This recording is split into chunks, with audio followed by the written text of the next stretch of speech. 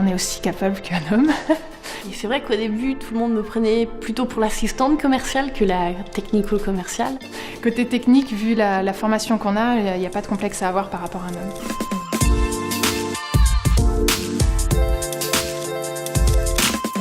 C'est quand même une chose qui est très très importante chez les femmes. J'ai été formée 3 fois une semaine sur les produits, sur le côté commercial et en parallèle en magasin à base d'observation et d'accompagnement. Une fois qu'on prouve nos qualités de technicienne, le contact après passe relativement mieux. C'est un métier très enrichissant de par le contact humain, de par la diversité des projets et puis surtout la satisfaction des clients à la fin de chaque étape. Parce qu'on les accompagne au quotidien, on les conseille et à la fin on est là pour voir le résultat, pour voir leur satisfaction. Donc on n'est pas là que pour vendre les fenêtres au moment où on les vend. Il y a tout un suivi, même 1 an après, et c'est un relationnel qui est très intéressant. Aussi, il faut montrer aux hommes qu'on sait s'intégrer à tous les milieux et que c'est pas parce que c'est un métier dans le bâtiment que les femmes n'ont pas leur place.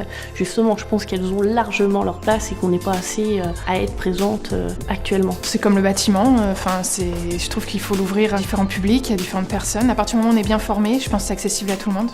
C'est des méthodes qui sont totalement différentes et encore une fois, la relation avec le client n'est quand même pas la même.